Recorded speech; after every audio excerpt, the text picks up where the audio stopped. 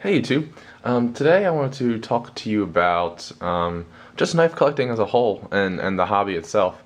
Um, it's interesting. When my first knife was this buck knife. I'm not sure if I've showed it in front of the camera before, but it was my dad's, and he kind of passed it down to me, and it's decades old, I'm sure, because he got it when he was probably 20 or 30, and that was probably about 30 years ago or so.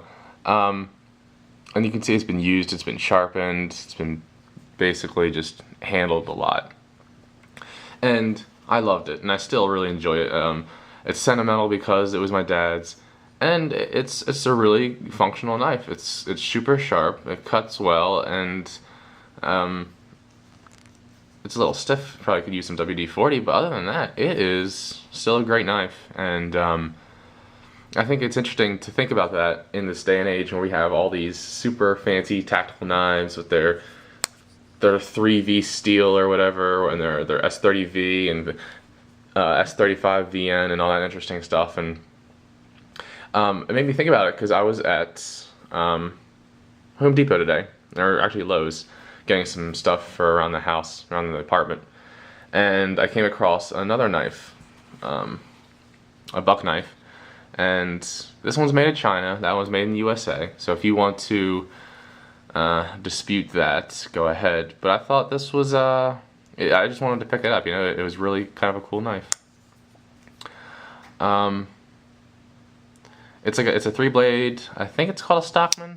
I'm not familiar with those phrases, whether it's like a trapper or stockman or however that goes. I'm not sure. I'm not sure about the nomenclature for slip joints. I'm more of a tactical knives kind of guy. But I was just walking through the store and I stumbled upon the knife section and I was like, oh man. I was looking at the CRKTs. They had some other buck knives like the Vantage. They had some SOG knives. And they had a couple of different buck pocket knives, and I just saw this, and it kind of stuck out, and I was like, yeah, I gotta get this. I mean, and it was $15. It's interesting because if you follow my channel, you'll know that I'm partial towards Emerson's as well, especially the rare Emerson's. And with that word rare comes the next word, expensive. I'm talking knives that are $1,000 to $3,000, $4,000, $5,000, and this knife is $15, and it still gave me a lot of joy. It put some smile on my face and gave me the excitement. I was like, oh, should I get this one? Should I get the other one? And all of them were between $10 and $25, but this one is kind of the one that came home with me. And it's interesting because you have this one, which I'm sure back in the day was $25 or $15, and this one, which is $15. And both of these, for me at least, will pretty much do everything I need a knife to do. I don't need a DPX Hest, I don't need a Strider, I don't need an Emerson. But as a knife collector, that's kind of what we like. And a step up from that is a $50 knife, well, a Spyderco Delica, which again, would do everything that I need a knife to do, and is even just a little bit better, the better steel. Maybe it's a lockback instead of a slip joint. It has a longer blade length, and maybe it's a better utility knife that you can. It's a more comfortable handle. But again, these two knives would do. They would cut just as well. And then for the tactical knife category, just a Emerson CQC 7, excuse me.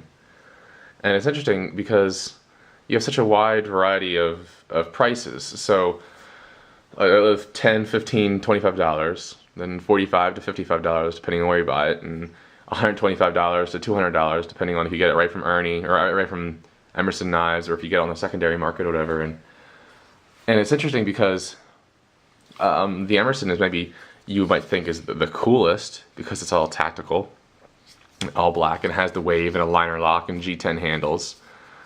But really, I mean, this $15 knife will probably do just as well. If if I had to use this one for all the tasks I use my 7 for, I could probably get by pretty well. There might be some tasks that I would be stuck. I'm like, oh, I'm going to jack up my knife because it doesn't have a strong tip or something. Because, granted, there have been some times where I needed a strong tip, cutting through like a cardboard that had maybe like a metal mesh inside. I had some kind of special boxes actually at work that I had to cut, and the 7 was perfect for it because I had that strong tip. But other than that, that's maybe like 2% of all my knife chores. I really need a strong knife. Everything else is, this little buck knife would be perfect for.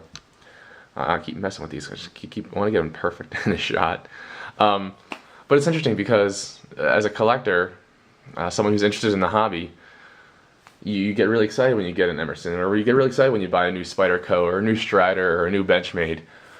But I think I was equally excited when I got that. I got 3-bladed buck knife today when I just bought it, and I'm still really excited about it. Like I said, I was at Lowe's to get some supplies for just a small project I wanted to do, and I used it to cut all the packaging. I cut some plastic stuff with it, and yeah, it's a lot of fun. I think part of it is because it harkens back to the old-timey days, back when everybody carried a pocket knife and no one was afraid of them, and you could take them to schools, and every 10-year-old male had one, basically, that kind of stuff. And it kind of reminds us of where we've been and how jacked up things are in a way, that we have these crazy people doing terrible things that make people scared to carry tools that are extremely useful. But that's another concept for another video. I just wanted to share my thoughts on how it's interesting that as a collector you want the next cool item, the best steel, the best handle material, the best design, but really from a functionality standpoint, you can get away with a $15 knife. You can get away with a $50 knife and probably last you the rest of your life, as long as you don't do something stupid or lose it or get it stolen or something, But that's about it. I just wanted to had that thought in my mind, and I wanted to share it with somebody, so I thought I'd share it with you, YouTube. Alright, thanks for listening to me ramble. As always, be dressed to play and geared to slaughter. See ya.